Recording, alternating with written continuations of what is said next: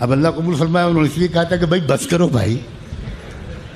وہ کہا تھا تو امریکہ کی جماعت کی کارگزاری آئی تھی ابھی اورنگ آباد کے اجتماع میں، وہ ابھی فلاں وہ جاپان میں یہ ہوا فلاں. استغفر اللہ، کیا ہے بھائی؟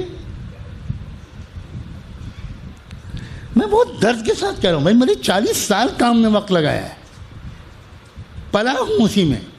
ہم نے کبھی نہیں دیکھا اس طرح بولتے ہو، کبھی نہیں دیکھا. بہت جلدی بول پڑنے کی بیماری اتنی عام ہو چکی ہے کہ اللہ کی پناہ. ایک انسان کسی شہر میں جا چکا ہے 200 بار 500 بار، اور اس کے ساتھ ایک آدمی ایسا گیا ہے جو پہلی بار گیا ہے، مگر وہ قدم قدم پر راستہ بتا رہا ہے. اس سے زیادہ نہیں تشریح کروں گا میں. اس کو بتا رہا ہے جو 500 بار جا چکا ہے، جس کا وہ وطن ثانی رہ چکا ہے، اور بتا وہ رہا ہے جو پہلی بار گیا ہے مگر عادت ہے جلدی بول پڑنے کی. تو جو انسان چھوٹی چھوٹی چیزوں میں جلدی بول پڑے گا وہ انسان بڑی چیزوں میں جلدی بول پڑے گا.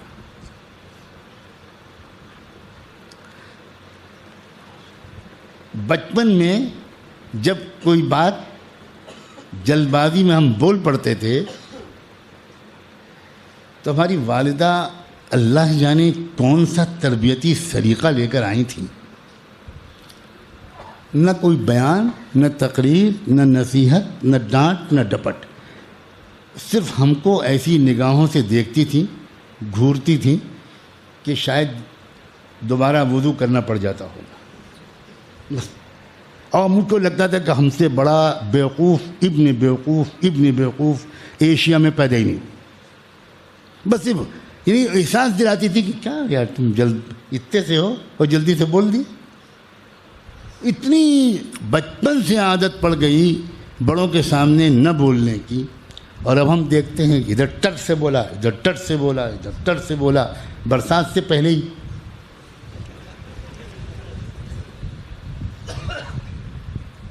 یہ کیا ہے یہ؟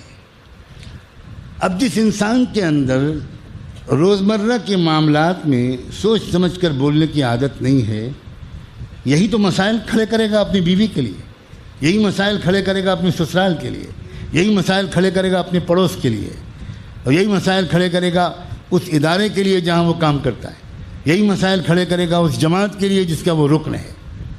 کہیں نہ کہیں اس کا جو اتاولا پن ہے، جذباتیت ہے، یہ سخت انتشار پیدا کر دے گی. کیوں اللہ کے رسول نے یہ بات فرمائی ہے کہ زیادہ تر لوگ جو جہنم میں جائیں گے وہ اپنی زبان کی حرکتوں کی وجہ سے جائیں گے. کیوں فرمایا ہے؟ اب جس انسان کے اندر حلم کی صفت ہوگی وہ سب سے کم بولے گا. آج سب سے زیادہ بولنے پر قدرت کو سب سے بڑی کوالیفیکیشن مانا جاتا ہے.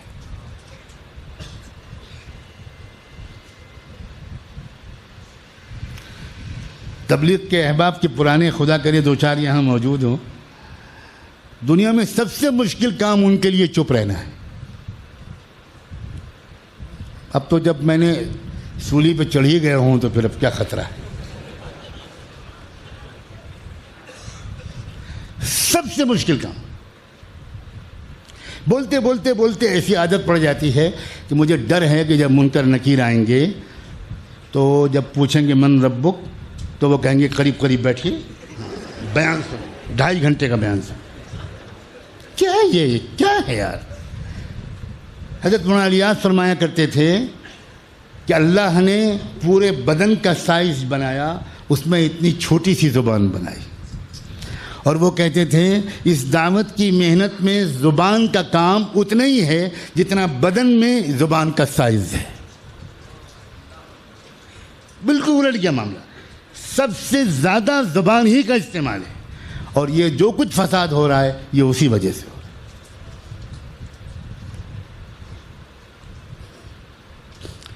تبلیغ کا ساتھی کارگزاری سنائے بغیر واپس نہیں آ سکتا. اس کو خوب سمجھا کہ بھائی جو آپ اللہ والوں کے پاس جا رہے ہو بزرگوں کے پاس دعا کے لیے جانا، دعا کی درخواست کرنا، ادب سے بیٹھنا. وہ 5 منٹ ادب سے بیٹھے گا، اب پیٹ میں گڑگڑ گڑگڑ شروع، گڑگڑ گڑگڑ گڑگڑ گڑگڑ.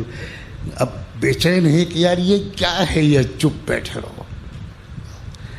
وہ حضرت ذرا دعا فرمائیے گا. جی انشاءاللہ. حضرت ماشاء اللہ جماعتیں خوب کام کر رہی ہیں، ماشاء اللہ ہماری جماعت وہاں گئی. لو ہماری جماعت وہاں گئی تھی، اب شروع ہو گیا، اب شروع ہو گیا، اب بیان سنیں گے وہ حضرت. جی جی جی جی جی ماشاء اللہ ماشاء اللہ.